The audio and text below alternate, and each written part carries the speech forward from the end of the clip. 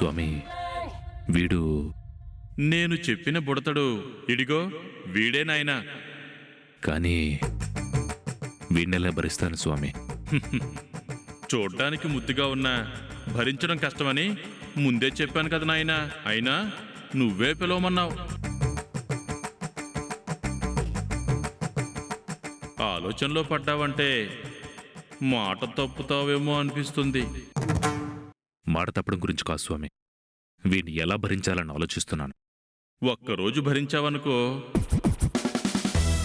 ఆ తర్వాత వీడిని భరించడం అదే అలవాటైపోతుంది నాయన. స్వామి, అంటే అల్లరి భరించడం అలవాటైపోతుందని చెప్తున్నాను నాయన.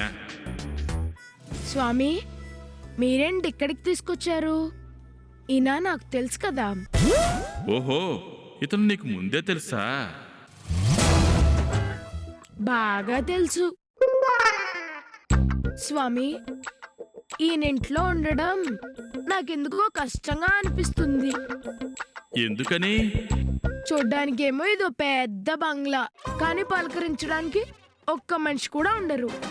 ఇదిగో 24 గంటలు ఈయన ముఖమే చూస్తుండాలి. అందుకే నాకిక్కడ ఒక్కడికే బోర్ కొడుతుందేమో. ఒప్పుకున్నాక భరించక తప్పదు నాయనా. చూడు, ఈ స్వామి వారి మీద నాకు మంచి అభిప్రాయం ఉంది. గురువు లాంటి వారైన భావన ఉంది. ఈయన మొహం చూస్తే ఈ 4 రోజులు నువ్వు ఎక్కడ ఉంటానికి ఒప్పుకుంటున్నాను. ఓవర్ యాక్షన్ చేయకుండా బుద్ధిగా ఉండు. బుద్ధిగా అంటే ఏంటో? బుద్ధిగా ఉండటం అంటే అల్లరి చేయకుండా ఇతను చెప్పినట్లు విని ఇతను చెప్పినట్టు నడుచుకోవాలి. అదంతా నా వల్ల కాదు స్వామి, నాకస్సలే కుదరదు. నేను మా ఇంట్లో నాకు ఇష్టం వచ్చినట్టే ఉంటాను. ఎక్కడైనా చాలా ఫ్రీగా నాకు నచ్చినట్టు ఉండటమే నాకు ఇష్టం. పైగా మా అమ్మ నాకు నచ్చినవన్నీ చేస్తుంది. మరి ఈయన అలా చేయగలరా? చూస్తుంటే నాకెందుకో అనుమానంగానే ఉంది. ఈ ఇంట్లో ఉంటే నేను ఇబ్బంది పడతానేమో. చెప్పాను కదా స్వామి, ఈయన నన్ను సరిగ్గా చూసుకుంటారా చూసుకోరా? అలా మాట్లాడకూడదు బాలక. మీ అమ్మ ఎలాగో ఇతను అలాగే. మీ అమ్మ నీ కోసం ఏం చేస్తుందో ఇతను అలాగే చేస్తాడు. అలా అయితే సరే. అవును స్వామి, నేనుంటాను ఓకే.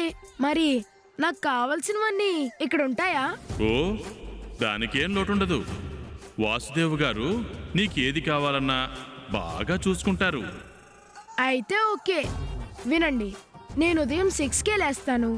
6 to 6:30 ఎక్సర్సైజ్ చేస్తాను. తర్వాత వెంటనే పాలు కావాలి. ఆ తర్వాత టిఫిన్ అంటే రోజు ఒకే రకం పెడితే తినను. అమ్మా, అలాంటి వాళ్ళది నిజమైన ప్రేమ కాదు, అది వ్యామోహం. ఎగ్జాక్ట్లీ చిన్నత్త, నిజంగా ప్రేమించుకున్న వాళ్ళు అలా చేయరు. ఎంత మనసు విరిగిపోతే కన్న కూతుర్ని పట్టుకొని మా దృష్టిలో చచ్చిపోయా ఉంటుందా తల్లి?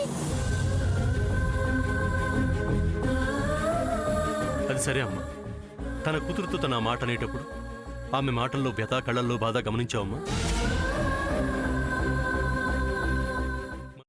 పెద్దబాబుకు బర్త్డే విషెస్ చెప్పు కూడా వెళ్ళాం కదా. ఊరికే ఎలా కాలిపోతుంది? మంట పెడితేనో పడితేనో తగలబడుతుంది.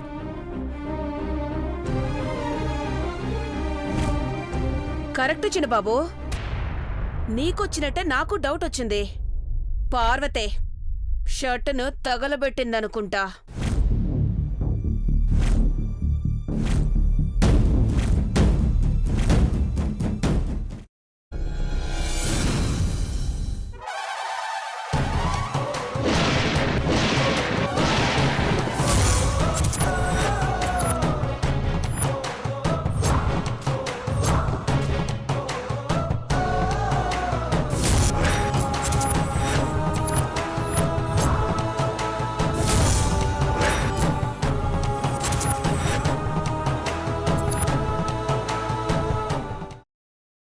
తర్వాత పొట్టు తీసేసి చాప్ చేసి పక్కన పెట్టుకోవాలి.